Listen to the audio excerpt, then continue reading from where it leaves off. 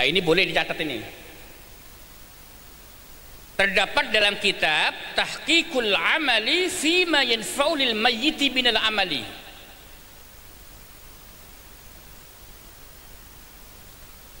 Yaitu perwujudan amal yang bermanfaat untuk mayit dari perbuatannya, dari amalnya. Kitab ini karya Al-Syekh Al-Doktor Profesor Dr. Sayyid Muhammad Alawi Al-Malik Al-Hasani, gurunya Imam Ahli Sunnah wal Jamaah se Asia Tenggara. Rumahnya di Makkah, punya pondok pesantren Rusaifah namanya, Rusaifah.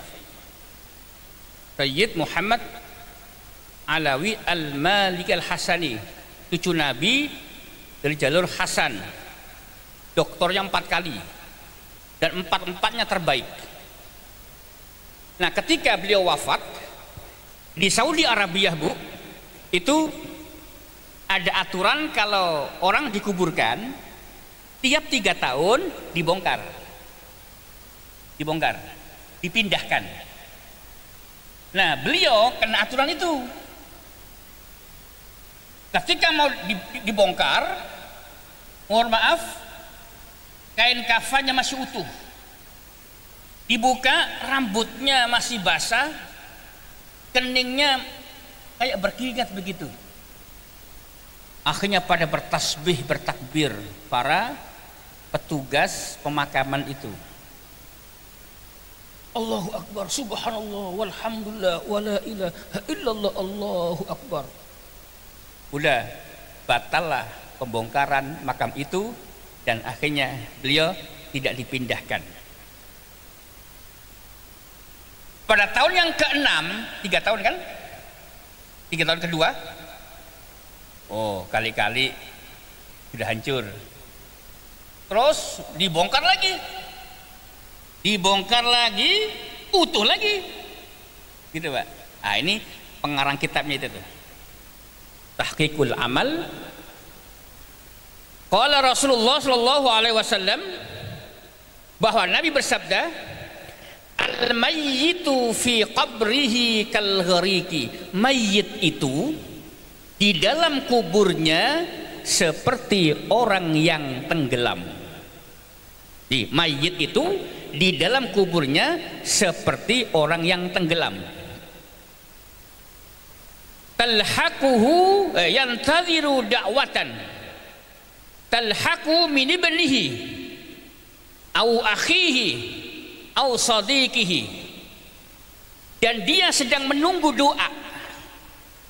Di mayit itu di dalam kuburnya seperti orang yang tenggelam, yang sedang menunggu doa yang akan menyertainya. Dari siapa? Min ibnihi, dari anak-anaknya. Au akhihi, tidak punya anak barangkali, dia punya saudara, dari saudara-saudaranya. Oh, dia hanya anak tunggal, nggak punya siapa-siapa di dunia ini. Au sadiqihi, dari teman-temannya. Makanya inilah pentingnya kita punya anak yang soleh. Pentingnya punya anak yang soleh. Yang kedua, pentingnya punya saudara yang soleh atau solihah. Yang ketiga, pentingnya punya sahabat yang soleh atau solihah. Maka mudah-mudahan kita ini bersahabat dalam kesolehan insya Allah. Fa'idha kanat ahabba ilaihi minad dunya wa ma fiha. Jika anaknya atau saudaranya atau sahabat-sahabatnya mendoakannya, maka itu kata Nabi lebih baik daripada dunia dan isinya. Kita bayangkan, Pak, ternyata kata Nabi doa bagi mayit di dalam kuburnya itu lebih baik daripada dunia dan isinya. Maka kajian kita yang terdahulu, pentingnya punya anak yang soleh itu begitu. Makanya Nabi Ibrahim yang belum minta adalah Rabbi habli minas solihin. Surah As-Saffat ayat 100. Rabbi habli minas salihin, Rabbi habli minas salihin. Ya Allah, anugerahkanlah saya anak-anak yang soleh.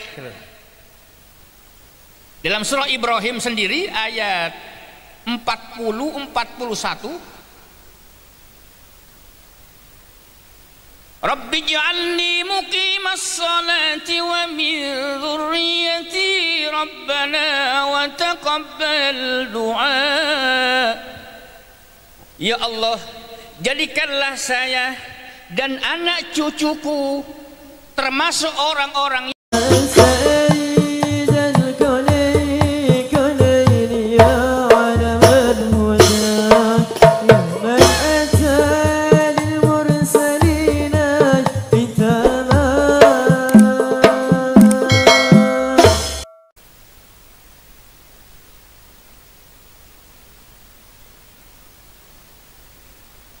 Assalamualaikum warahmatullahi wabarakatuh.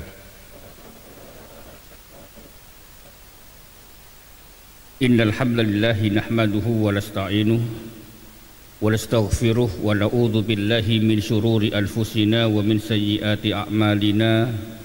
Man yahdihillahu fala mudhillalah wa man yudlil fala hadiyalah. Asyhadu an la ilaha illallah wahdahu la syarikalah wa asyhadu anna Muhammadan abduhu wa rasuluhu la nabiyya ba'dah. Allahumma fasalli wa sallim ala khatamil anbiya wal mursalin wa ala alihi wa sahbihi ajma'in, amma ba'du. Yang saya hormati dan insya Allah dimuliakan Allah subhanahu wa ta'ala, Bapak Ibu sekalian, semoga kita semua dimuliakan Allah subhanahu wa ta'ala dunia hingga akhirat insya Allah.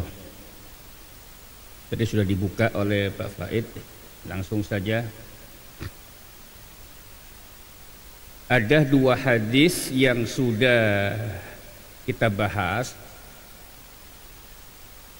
namun ada juga yang belum, sebagai tambahan, bahkan bukan hanya tambahan, sebagai penguat, hadis yang sering kita dengar dan memang sahih kualitasnya, dari sahabat Abu Hurairah radhiyallahu anhu, bahwasanya qala Rasulullah sallallahu alaihi wasallam, idza matal insanu in qata'a amaluhu illa min salasin, illa min sadaqatin jariyatin aw ilmin yuntafa'u bihi aw waladin salihin yad'u lahu. Di situ saya tulis lengkap dengan nomor hadis yang saya punya. Jika manusia wafat atau mati, maka terputuslah amalnya kecuali 3: sedekah jariyah, ilmu yang diambil manfaatnya, atau bahasa lain ilmu yang bermanfaat. Yang ketiga, anak soleh yang selalu mendoakan orang tuanya. Ingin saya pertegas bahwa di situ ada kata-kata min. Dalam ilmu nahwu, min itu punya arti sebagian.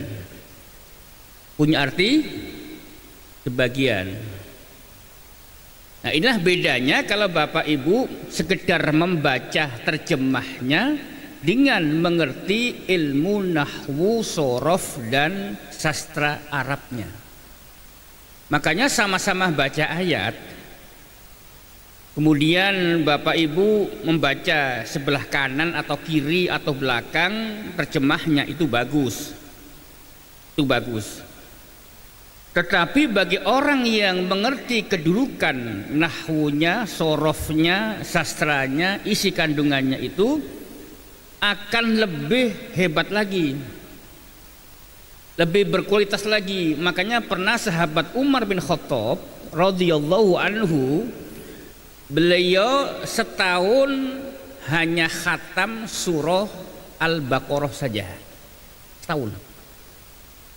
Kalau kita kan one day one juz, sahabat Umar setahun Al-Baqarah saja, tapi dengan kualitas yang sangat berbeda dengan kita gitu. Kenapa? Beliau baca per ayat, direnungkan, kemudian didalami kandungannya, itu memang berat Pak. Sama dengan di pondok pesantren ngaji kitab tafsir Jalalain yang tipis, itu setahun belum tentu khatam kalau perkata dijelaskan. Habis perkata, contoh begini, contoh alhamdulillahi rabbil alamin, alhamdu diartikan dalam bahasa terjemahan Departemen Agama segala puji. Kenapa diartikan dengan kata-kata segala? Dari mana ucapan kata segala itu diartikan?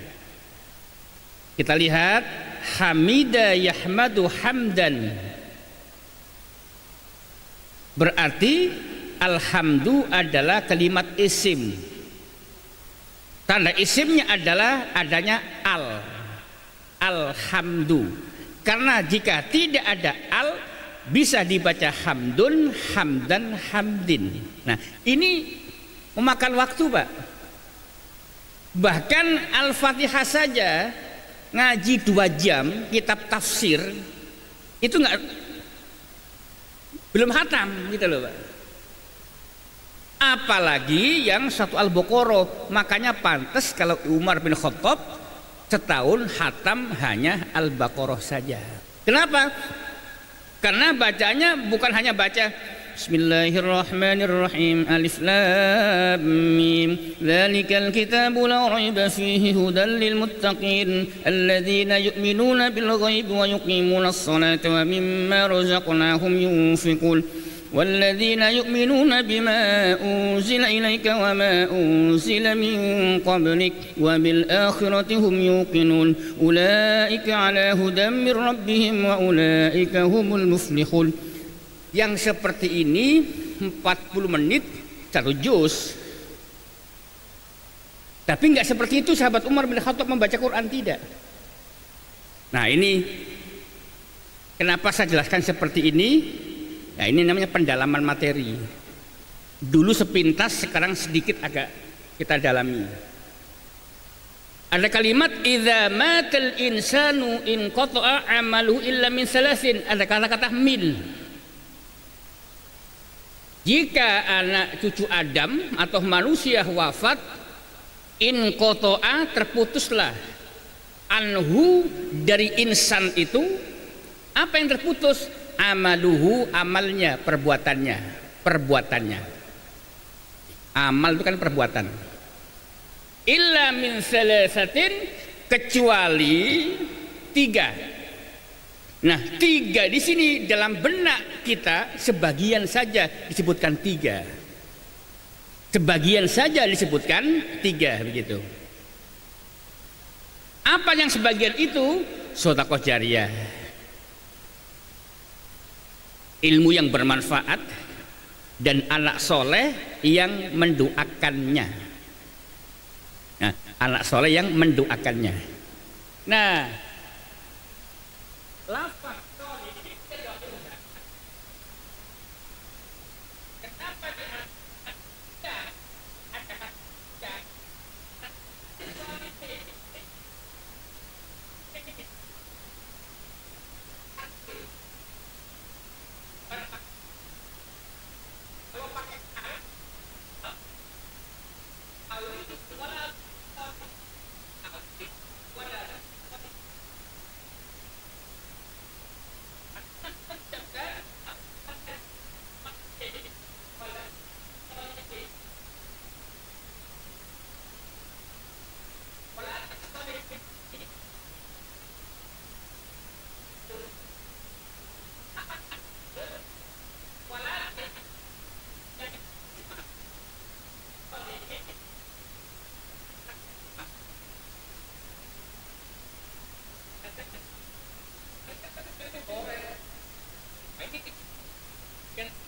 urusannya, Pak.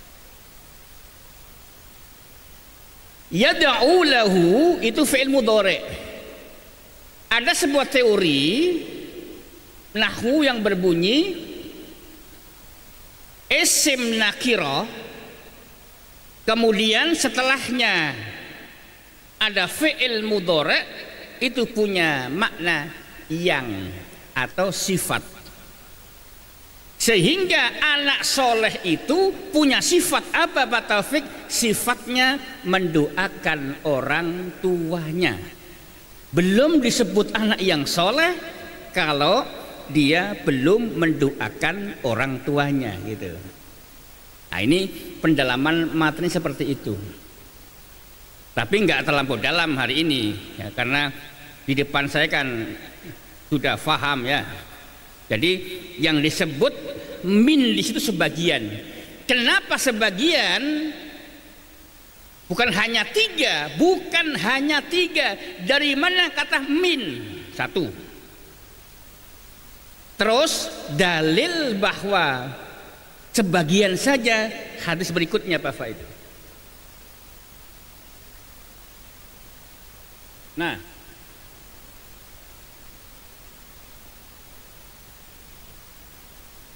inna mimma yalhaqul mu'mina min amalihi wa hasanatihi ba'da mautihi ilman 'allamahu wa nasyarahu.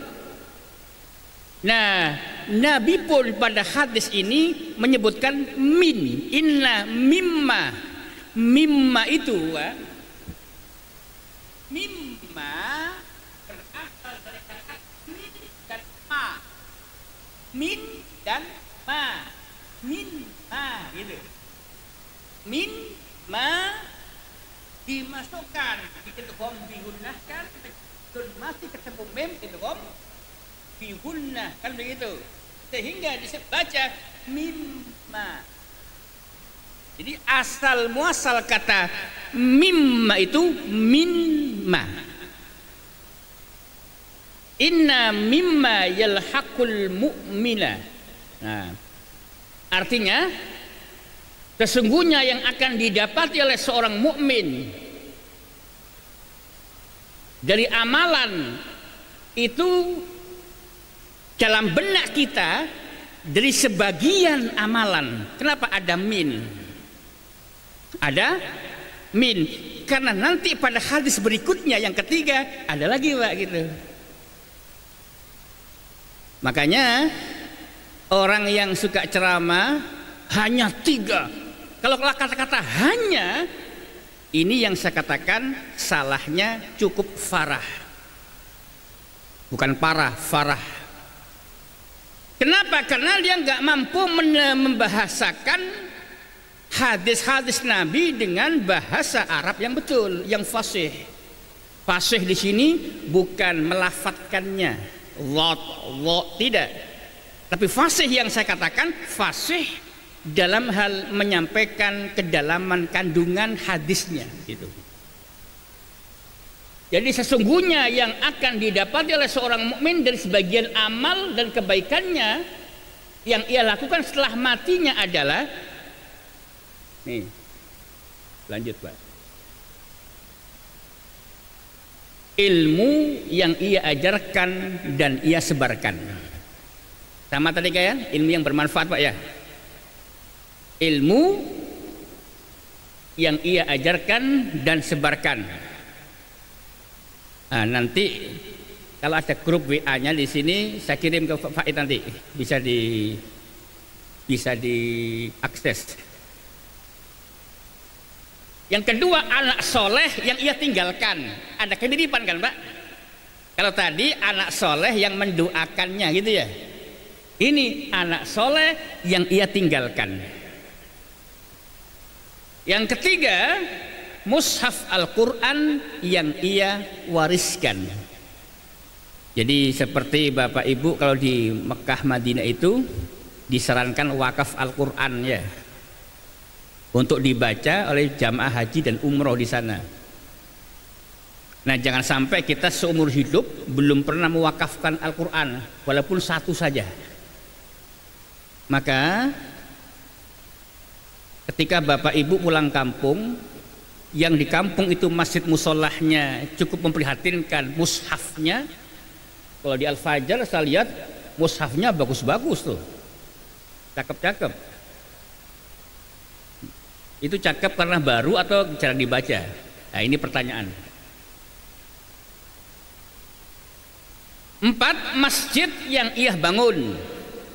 Semasa hidupnya ia pernah berkontribusi membangun masjid dengan 4 sak semen misalnya,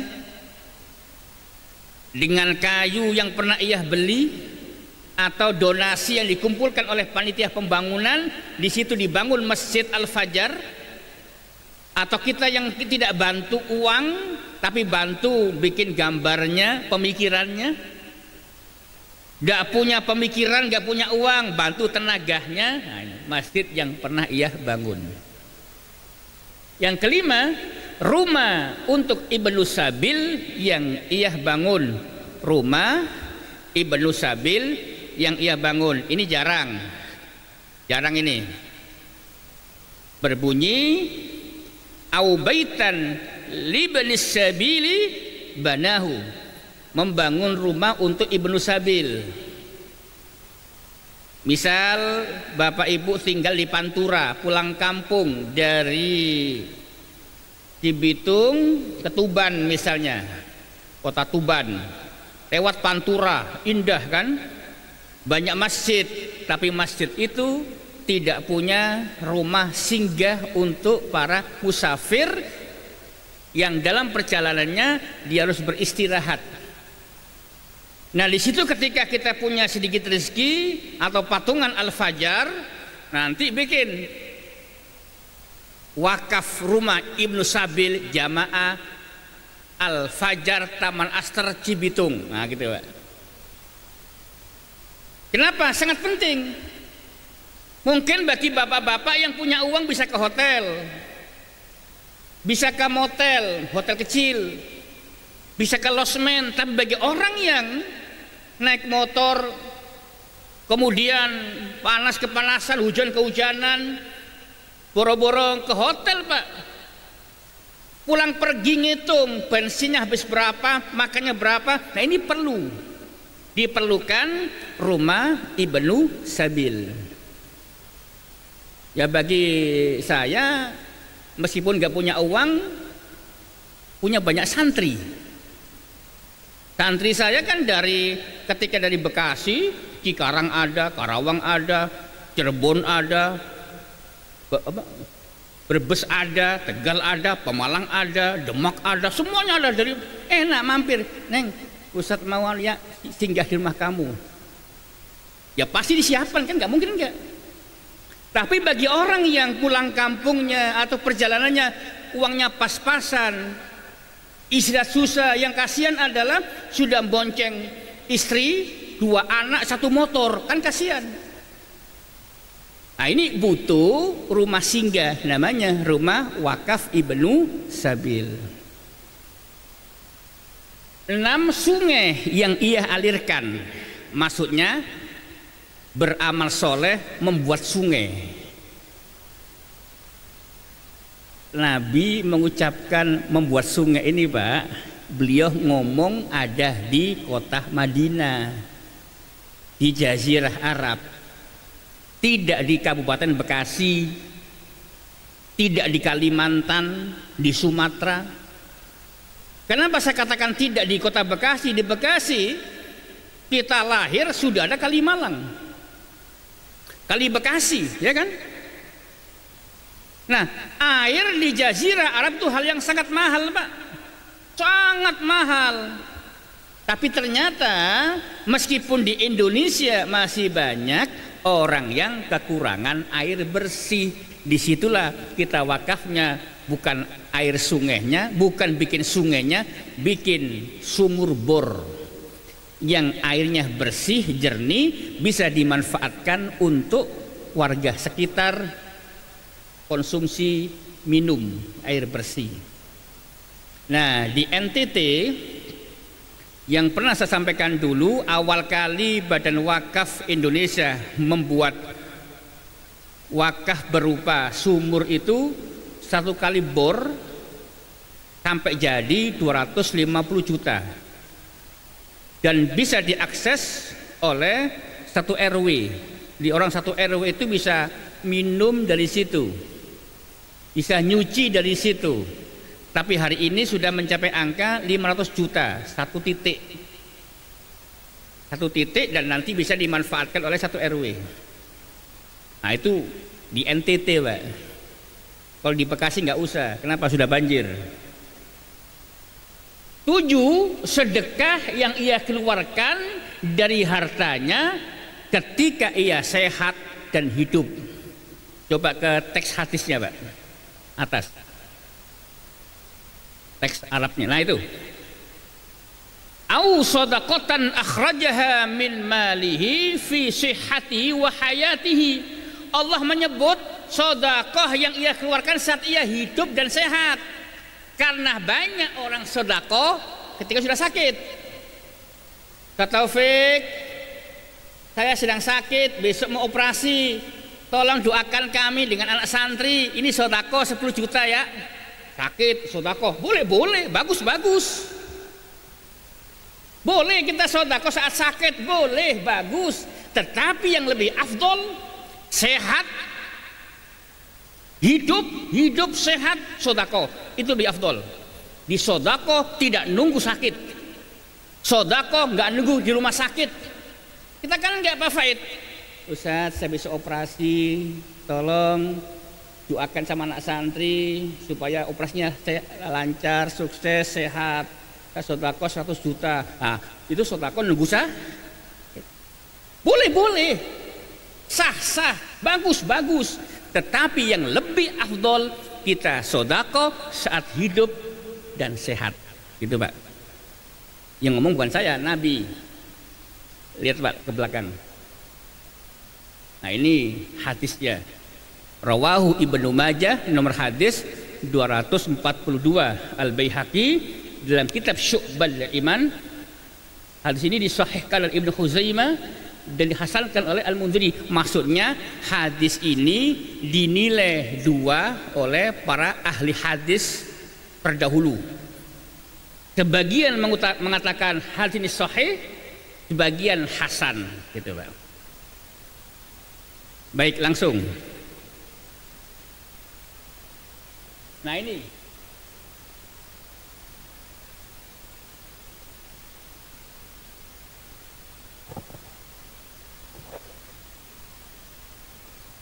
memang belum saya terjemahkan. Nah ini boleh dicatat ini. Terdapat dalam kitab Tahqiqul Amali Fima Yanfa'u lil Mayyiti Minal Amali.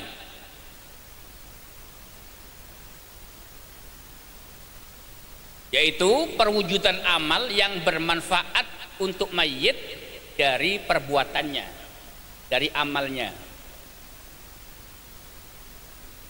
Kitab ini karya Al-Syekh Al-Doktor Profesor Dr. Sayyid Muhammad Alawi Al-Malik Al-Hasani, gurunya Imam Ahli Sunnah wal Jamaah se-Asia Tenggara. Rumahnya di Makkah, punya pondok pesantren Rusaifah namanya, Rusaifah. Sayyid Muhammad Alawi Al-Malik Al-Hasani, cucu Nabi dari jalur Hasan, doktornya 4 kali dan 4-4-nya terbaik.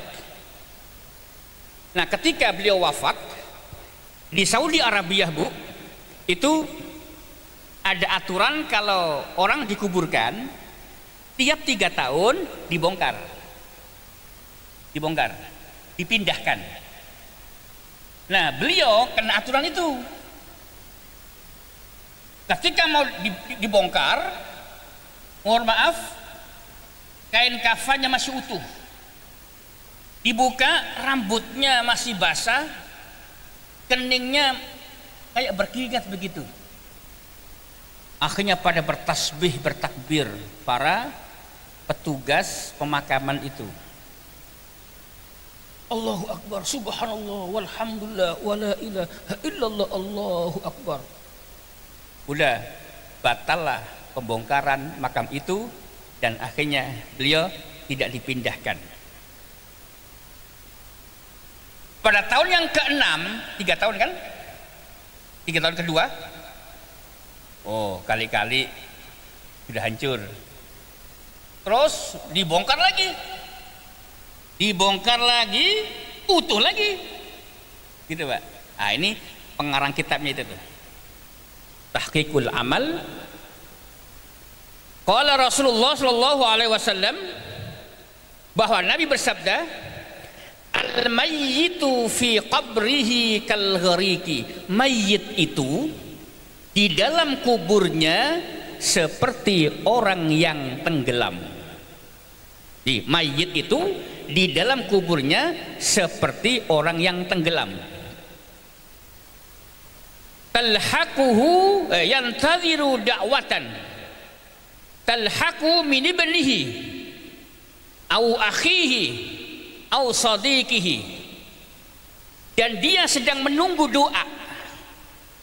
Di mayit itu di dalam kuburnya seperti orang yang tenggelam, yang sedang menunggu doa yang akan menyertainya. Dari siapa? Min ibnihi, dari anak-anaknya. Au akhihi, tidak punya anak barangkali, dia punya saudara, dari saudara-saudaranya. Oh, dia hanya anak tunggal, nggak punya siapa-siapa di dunia ini. Au sadiqihi, dari teman-temannya. Makanya inilah pentingnya kita punya anak yang soleh. Pentingnya punya anak yang soleh. Yang kedua, pentingnya punya saudara yang soleh atau solihah. Yang ketiga, pentingnya punya sahabat yang soleh atau solihah. Maka mudah-mudahan kita ini bersahabat dalam kesolehan insyaallah. Fa idza kanat ahabba ilaihi minad dunya wa ma fiha, jika anaknya atau saudaranya atau sahabat-sahabatnya mendoakannya, maka itu kata Nabi lebih baik daripada dunia dan isinya. Kita bayangkan Pak, ternyata kata Nabi doa bagi mayit di dalam kuburnya itu lebih baik daripada dunia dan isinya. Maka kajian kita yang terdahulu pentingnya punya anak yang saleh itu begitu. Makanya Nabi Ibrahim yang belum minta adalah Rabbi habli minas solihin. Surah As-Saffat ayat 100. Rabbi habli minas salihin, Rabbi habli minas salihin. Ya Allah, anugerahkanlah saya anak-anak yang soleh. Dalam surah Ibrahim sendiri ayat 40-41, Rabbi ij'alni muqimas salati wa min dzurriyyati rabbana wa taqabbal du'a. Ya Allah, jadikanlah saya dan anak cucuku termasuk orang-orang yang menegakkan salat. Rabbana wa taqabbal du'a. Ya Allah, anugerahkanlah saya, diri saya, anak cucu saya orang yang menegakkan sholat. Rabbana wa taqabbal du'a. Ya Allah, kabulkanlah permohonan kami. Jadi sudah berdoa minta diijabah. Kenapa? Saking pentingnya kita, anak cucu kita penegak sholat. Kalau kita soleh Pak, selepas sholat yakin orang yang soleh dan dia penegak sholat pasti Rabbana ufirli wali walidayya walil mu'minina yawma yaqumul hisab. Ya Allah, ampunkanlah dosa kami ya Allah. Kami sebagai seorang anak dari papa mamah kami, wali walidayya, dan ampunkan pula ya Allah dosa papa kami ya Allah, walil mu'minina, dan ampunkanlah pula ya Allah orang-orang mukmin. Tuh Pak, di orang yang soleh itu bukan hanya untuk dirinya, tapi untuk papa mamanya dan untuk orang lain yang beriman kepada Allah Subhanahu wa taala. Nah, baik, ini pentingnya punya anak yang soleh. Au akhihi, punya saudara yang soleh atau solihah. Atau kayak saya sudah nggak punya saudara, adik saya sudah wafat dua-duanya. Kemarin dalam dua bulan saya pulang kampung 3 kali karena adik saya wafat. Nah, saya nggak punya saudara, adik nggak punya, kakak nggak punya, tapi saya punya bapak ibu sebagai sahabat saya, au sodiqihi, sahabat-sahabatnya. Maka kata Nabi, jika doa itu betul-betul ada, maka itu lebih ia cintai daripada dunia dan isinya.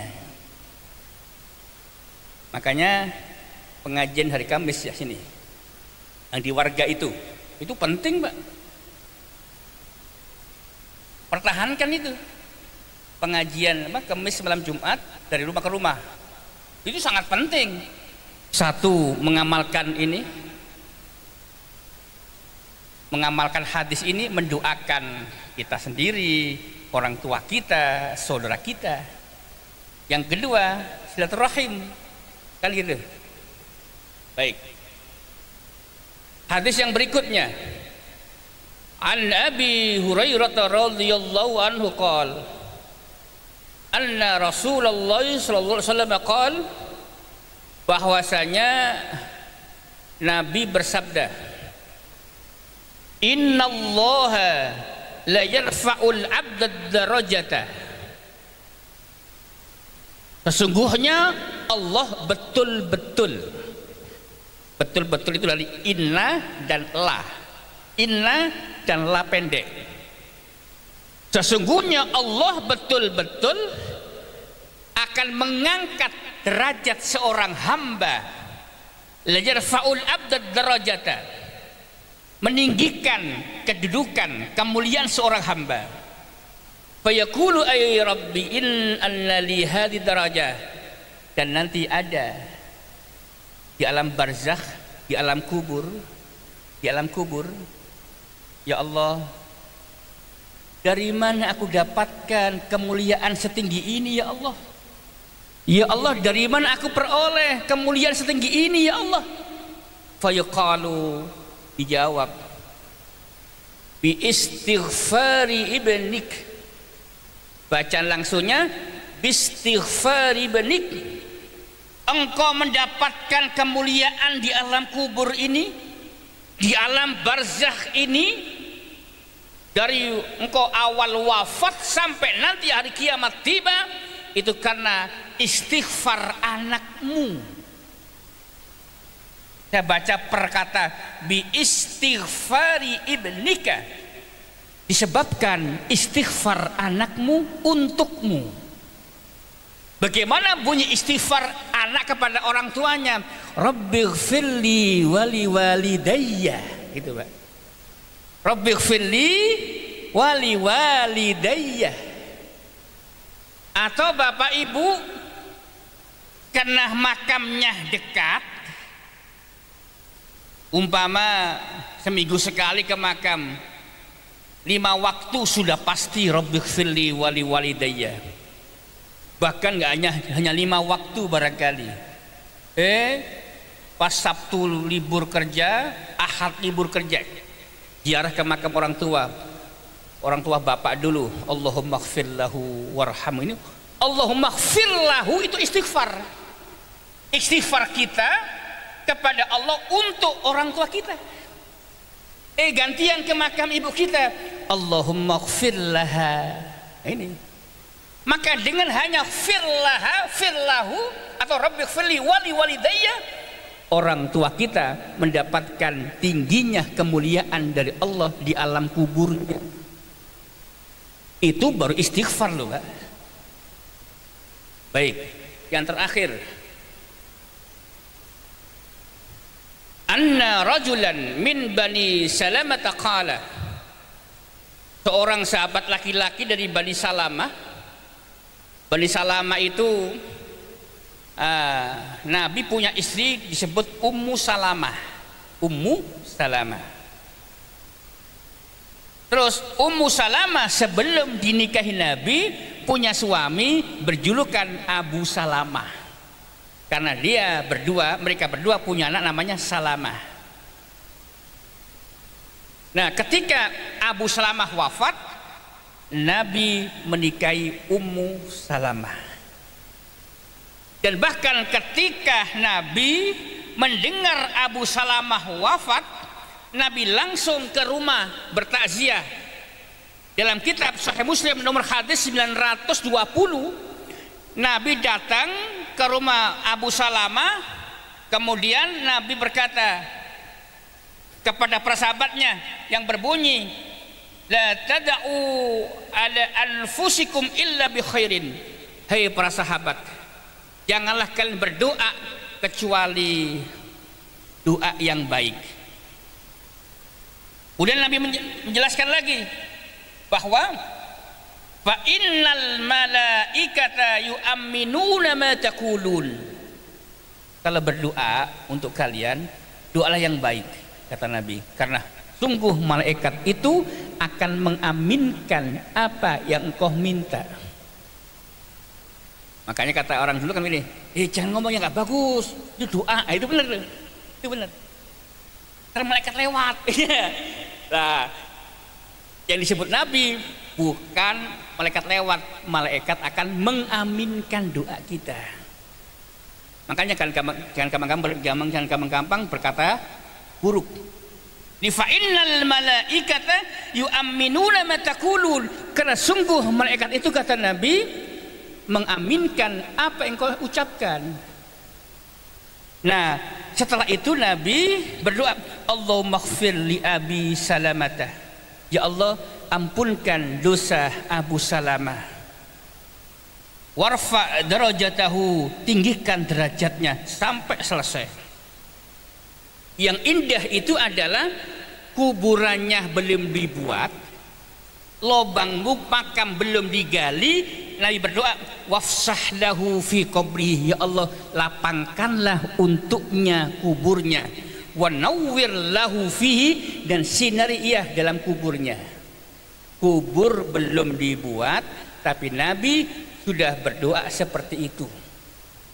Makanya ketika inna lillahi wa inna ilaihi rajiun bla bla bla bla bla, Bapak ngirim doa, Allahumma ighfir lahu warhamhu bla bla bla bla, semoga ia dilapangkan kuburnya dan disinari dalam kuburnya. Ini hadisnya Sahih Muslim nomor hadis 920. Baik. Ya Rasulullah, wahai Nabi, wahai Rasulullah, kata laki-laki ini, hal baqiya min birri abawayya syai'un, hal baqiya min birri abawayya syai'un abarruhuma bihi ba'da mautihima. Ya Rasul, masih tersisahkah, masih adakah kebaikan yang bisa saya kerjakan untuk kedua orang tua saya? Itu artinya, ya Rasul, kata sahabat ini, masih adakah kebaikan untuk kedua orang tua saya yang dapat aku berbakti kepada keduanya setelah matinya, ba'da mautihima? Qala, Nabi bersabda, na'am, betul, masih ada. Yang pertama apa? As-salatu 'alaiha. As-salatu 'alaiha, doa untuknya. Di sini as-salatu punya arti doa. As-salatu 'alaiha, berdoa untuknya. Yang kedua, wal istighfaru lahuma, dan memohonkan ampun, istighfar untuk keduanya. Pak Taufik, apa bedanya doa sama istighfar? Beda. Istighfar itu ya bagian dari doa, tapi doa itu lebih umum. Jadi paham ya? Istighfar itu juga bagian dari doa, tapi doa lebih umum. Nah, yang dicontohkan Nabi begini, istighfar itu seperti yang Sahih Muslim 920 tadi, Allahumma gfir li Abi Salamah. Ini istighfar. Ya Allah, ampunkan dosa Abu Salamah. Nah, berikutnya doa tuh. Apa doanya? Warfa darajatahu. Tinggikanlah derajatnya. Apalagi? Wafsah lahu fi qabrihi, lapangkanlah untuknya kuburnya. Ini doa. Wa nawwir lahu fihi, dan sinarilah ia di dalam kuburnya. Atau bahasa lain dalam doa yang berbeda, Allahumma gfir lahu istighfar, warhamhu doa, wa'afihi doa, wa'fu anhu doa. Gitu, Pak. Wa infadhi ahdihima min ba'dihima, yaitu engkau melaksanakan janji bapak ibumu yang belum tersampaikan. Misal orang tua kita pernah berjanji kepada keponakannya, kepada adiknya untuk mengumrohkan, ternyata belum diumrohkan, orang tua kita wafat, dan kita sebagai anaknya pernah mendengar orang tua kita berjanji kepada adiknya, keponakannya untuk mengumrohkan dia kalau kita mampu. Ini melaksanakan janji orang tua. Wasilaturrahim allati la tusalu illa bihima, menyambung silaturrahim yang biasanya beliau silaturrahim ke rumah saudaranya, ke rumah keponakannya, ke rumah teman-temannya, sambung. Kalau orang tua kita pernah atau suka silaturahim ke rumah si fulan, lanjutkan. Jangan diputus. Wa ikrami sadiqihima, dan memuliakan teman-temannya. Misalkan orang tua kita, ayah kita punya teman yang dekat, muliakan dia. Nah, ini yang saya katakan, Pak, bahwa orang wafat itu terputus perbuatannya, amalnya itu bukan hanya 3 gitu loh, banyak masian gitu, masih banyak. Ini penjelasan hadis yang satu dengan hadis yang berikutnya itu saling menjelaskan ya, begitu. Makanya kalau orang sudah terputus gak usah lah, nah itu ya repot itu. Kenapa? Karena yang mempelajari hadis tidak mengerti sastra Arab, nahwu sorof, dan bagaimana cara memahami hadis gitu. Baik, barangkali itu silakan diminum yang sudah disiapkan.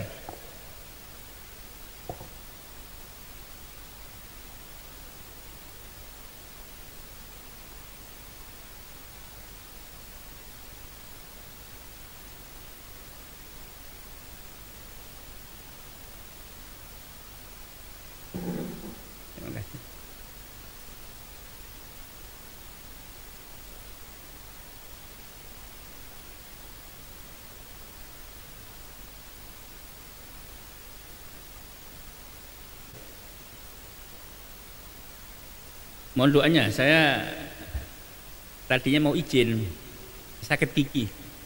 Kemarin subuh harusnya di Pekayon, pas sebelum azan saya izin ke DKM, gigi kumat, Pak. Tidak bolong tetapi gusi. Ya. Pertanyaan pertama,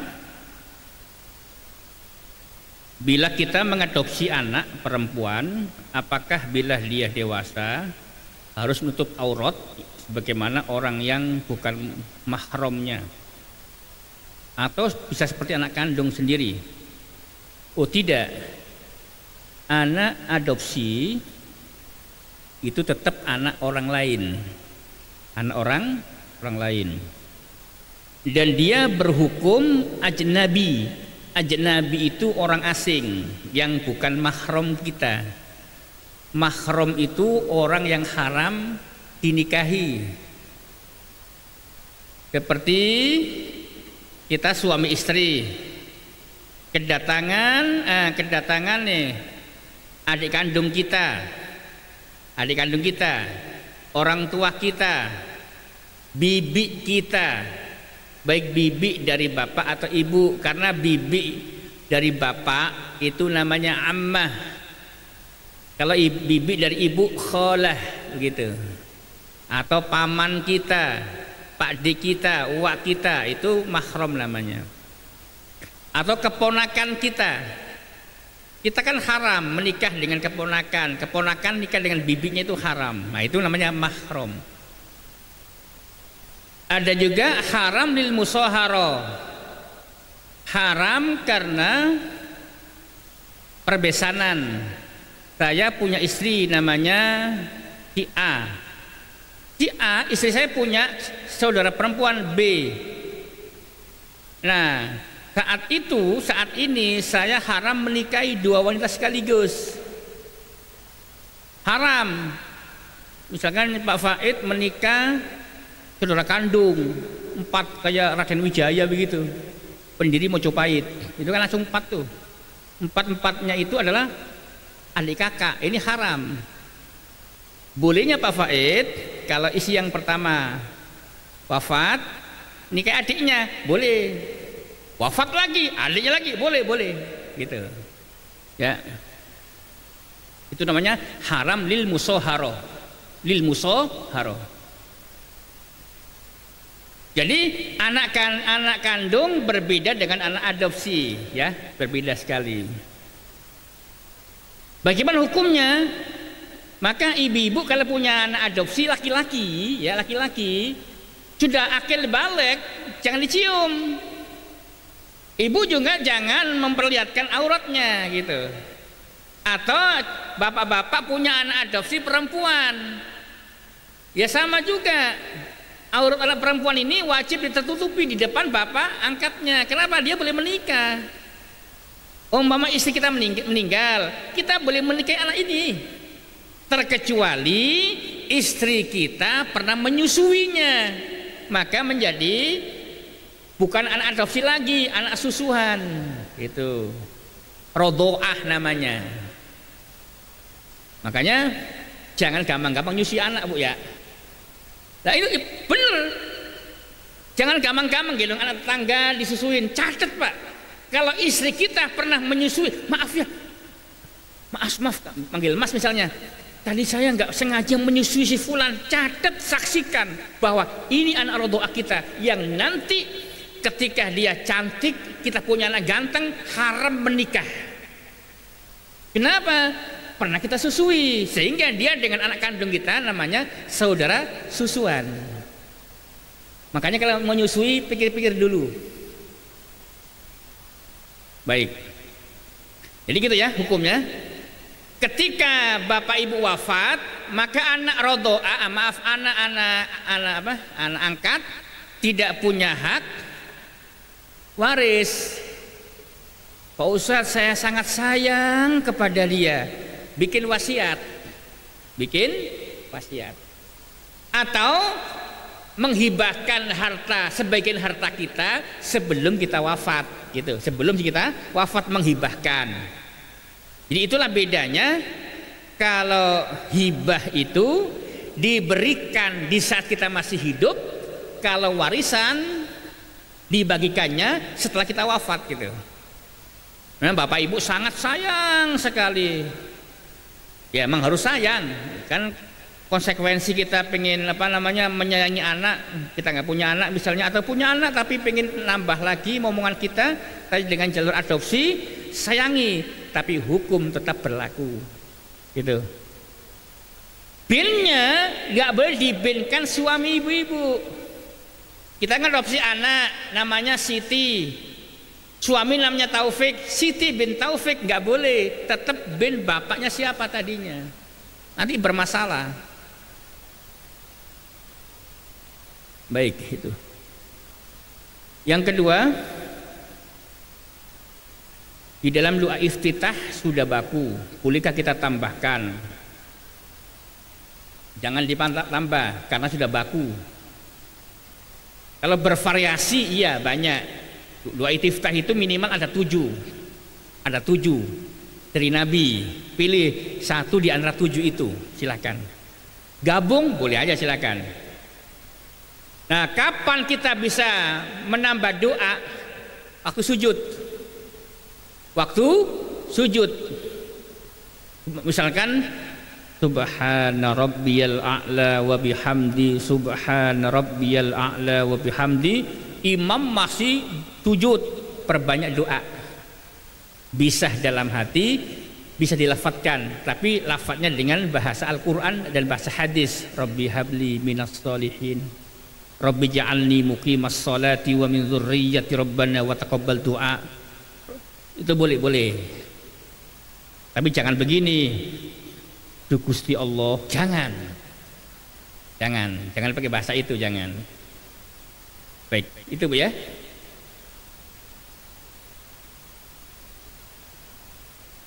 Ada lagi? Baik, jika tadi ada, alhamdulillah, mudah-mudahan penambahan materi yang berbahasa Arab ini nanti insya Allah saya kirim ya Pak Faidi, bisa di share dan nanti bisa saya terjemahkan ya. Setelah saya terjemahkan bisa di share ke jamaah insya Allah. Kita berdoa kepada Allah Subhanahu wa taala.